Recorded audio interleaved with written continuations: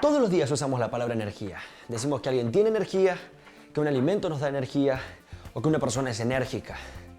Pero, ¿qué queremos decir?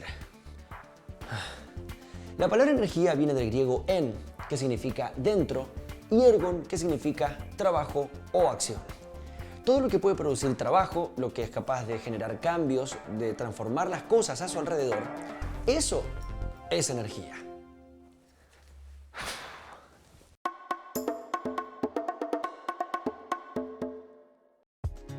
Un poder transformador. Y la física es una de las ciencias que la estudia. El viento que sopla tiene energía porque puede derribar árboles o producir destrozos. Un cuerpo que cae desde lo alto tiene energía porque cuando choca, aplasta lo que queda debajo. Y un combustible tiene energía almacenada porque al quemarse produce calor. La energía tiene muchas formas de manifestarse, muy diferentes y muy cambiantes. La energía gravitatoria, que tienen los cuerpos elevados, debido a la fuerza de atracción que existe entre los cuerpos, en particular entre la Tierra y todo lo que está a su alrededor. La energía eléctrica, como la de los relámpagos o las baterías, debido a la fuerza eléctrica que existe entre todos los cuerpos que tienen carga eléctrica. La energía radiante de una luz de una lámpara o los rayos del sol. La energía térmica, también denominada calor, que se transmite entre cuerpos a diferentes temperaturas, desde los más calientes a los más fríos. La energía nuclear, debido a la intensa fuerza atractiva que mantiene unidas a las partículas que constituyen los núcleos atómicos y se aprovecha en los reactores nucleares, en las bombas nucleares, armas poderosísimas. La energía que nos llega desde el Sol también es de origen nuclear. La energía química, como la alojada en las uniones de las moléculas que forman los combustibles o en las sustancias de una pila eléctrica.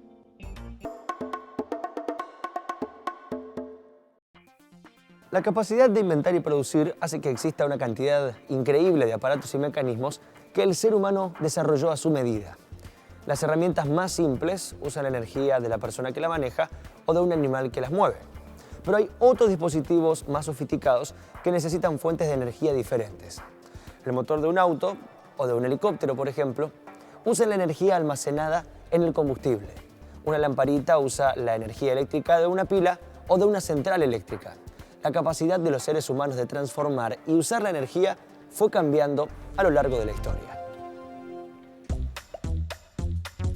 En la prehistoria, el ser humano solo contaba con su cuerpo como fuente de energía para trabajar o defenderse.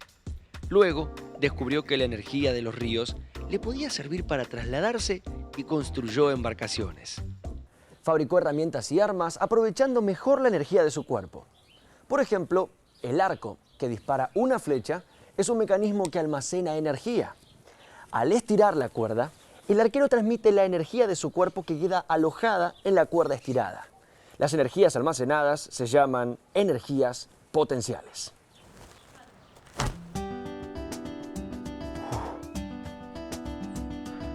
La cuerda del arco estirada almacena esta energía potencial elástica que se transforma en energía del movimiento de la flecha. Al descubrir el fuego, el hombre pudo usar la energía química de los materiales combustibles. Así obtuvo luz y calor. Pudo coser vasijas de barro y lograr en este material un cambio que lo hacía más resistente. Y hace unos 8.000 años aprendió a cultivar la tierra y descubrió como fuente de energía el cuerpo de los animales domésticos para aliviar su trabajo.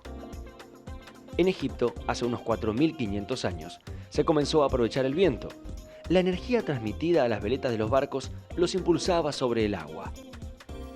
Mucho después, hace unos 1800 años, Arquímedes, un sabio griego, utilizó la energía del sol como un arma para derrotar a una flota romana que atacaba a su ciudad, Siracusa. Con enormes espejos curvos de bronce, Arquímedes concentró la energía de los rayos del sol y las dirigió hacia las embarcaciones de madera para incendiarlas. Pero en este recorrido histórico, los molinos de viento y las ruedas hidráulicas merecen una atención especial. Los romanos usaron la energía de los cursos de agua para mover enormes ruedas que al girar elevaban el agua que recogían entre sus paletas.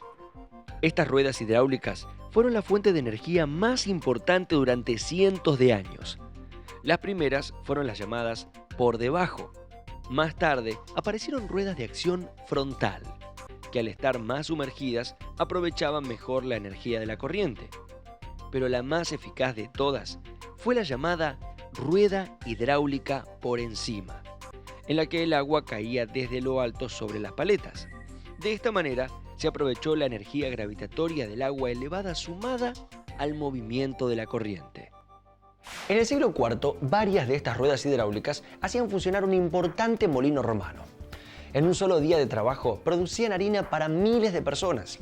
En esa época ya hacía mucho que se usaban también molinos de viento, un invento que se atribuye a los persas. Estos molinos tenían un eje vertical fijo encerrado en un recinto por donde se hacía pasar el viento. En Europa, los molinos de viento aparecieron hacia el año 1100, pero sus ejes eran horizontales y las aspas giraban al aire libre. El problema es que estos molinos solo giraban cuando el viento soplaba en la dirección adecuada. Para lograr que las aspas cambiaran la orientación según la dirección en que el viento soplara, se construyeron los molinos sobre torretas, que podían girar sobre una rueda, y este mecanismo se usó durante siglos. Hacia el año 1700 se inventó un sistema automático para girar la torreta. Una pequeña rueda con aspas actuaba como timón y corregía la dirección del molino al menor cambio del viento. Estos molinos todavía son usados en algunas regiones con muy buen resultado. El viento hace el trabajo que harían 30 caballos. El viento es una fuente de energía poderosa, pero hay otras. El vapor.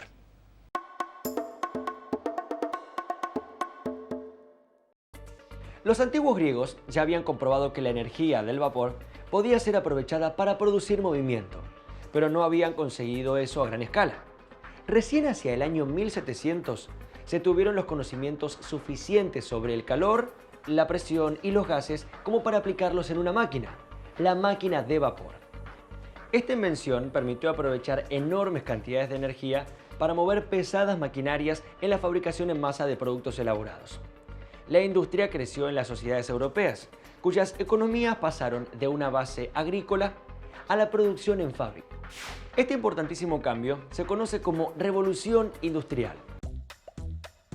Un inventor escocés llamado James Watt hizo el sistema más barato y eficiente, logrando que el vapor se condense en un recipiente especial, el condensador. De esta forma se podía mantener siempre caliente el cilindro, ahorrándose una importante cantidad de combustible. Se lo usó entonces como fuente de energía para telares en fábricas y otro tipo de industrias. Pero el símbolo de la era del vapor fue la locomotora. En 1830, en Inglaterra, se inauguró la primera vía férrea pública para el transporte de pasajeros y de carga que funcionaba exclusivamente con locomotoras de vapor.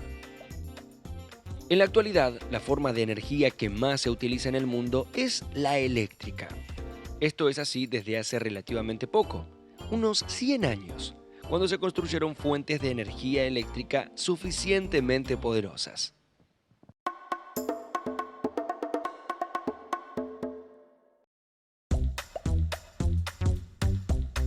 Sin embargo, la electricidad fue descubierta hace unos 2600 años por Tales de Mileto. Tales descubrió que si frotaba con un paño un trozo de ámbar, el paño adquiría un poder que le permitía atraer objetos livianos como cabellos o pedacitos de papel. También había observado que si frotaba el ámbar por mucho tiempo, eventualmente aparecían chispas. Pero los estudios sobre la electricidad recobraron importancia recién hacia 1750, mientras se desarrollaba la máquina de vapor. Pero en 1801, Alessandro Volta inventó la pila eléctrica, que generaba electricidad mediante un proceso químico. Al sumergir en agua con ácido 2 chapitas, una de cobre y otra de zinc, se establecía una corriente eléctrica que pasaba de una a otra a través del líquido y del alambre que las unía. Esto permitía generar electricidad y hacerla circular por cables conductores, posibilitando infinidad de inventos, como el telégrafo, la lámpara eléctrica y el teléfono, entre otros. Todos estos inventos transforman la energía eléctrica en otra forma de energía. Por ejemplo, la lamparita en energía luminosa y en calor. El inventor estadounidense Thomas Edison, que vivió entre 1847 y 1931, inventó la lámpara de filamentos de carbono y el generador de corriente continua, esencial para establecer comercialmente la luz incandescente. Este invento tuvo un éxito extraordinario.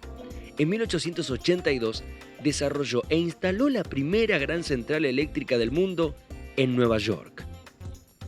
Poco después, las fábricas empezaron a usar la electricidad para el funcionamiento de sus máquinas. Surgieron los teléfonos, los micrófonos, las radios y muchísimos aparatos más. Las estaciones generadoras de electricidad requieren una fuente de energía para hacer funcionar el generador, y algunas aprovechan la energía del agua que cae.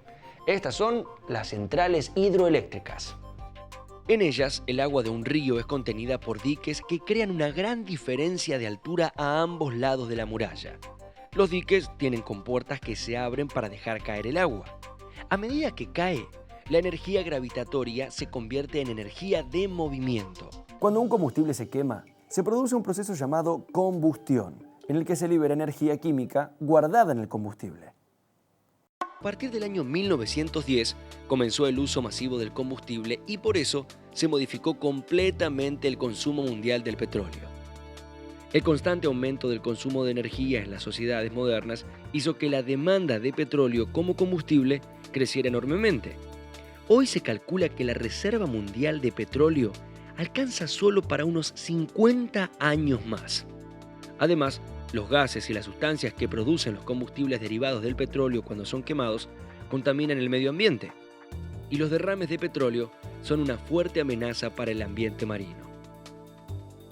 Es urgente que la humanidad use otras fuentes de energía más limpias y menos contaminantes. Una opción es la energía nuclear. También hacia 1900 se produjo otro descubrimiento importantísimo: la radiactividad. Los científicos encontraron que algunos tipos de átomos, como el uranio o el radio, producen mucha energía, un tipo de radiación que puede penetrar profundamente en los materiales. Poco después, a principios de la década del 40, consiguieron aprovechar estas radiaciones para bombardear materiales y desencadenar en ellos una reacción nuclear en cadena, que libera inmensas cantidades de energía, mucha más de la que ninguna otra fuente hasta entonces usada por el hombre. Lamentablemente, la energía nuclear se usó para producir bombas muy potentes que causan gran destrucción y daños terribles. Pero la radiación nuclear también es una fuente de energía que tiene aplicaciones pacíficas. Hay centrales eléctricas que, en vez de quemar combustibles fósiles como el petróleo o el carbón, aprovechan la reacción en cadena que provocan los átomos de uranio o plutonio para generar calor. Este calor se usa para hacer funcionar enormes máquinas de vapor que mueven las turbinas de un generador eléctrico. Todavía los costos no permiten su fabricación a escala masiva, pero es muy probable que en algunas décadas buena parte de la energía eléctrica consumida en los países que reciben abundante radiación solar tenga su origen en paneles solares. La energía solar es un buen recurso, pero ¿qué pasa los días nublados o de invierno?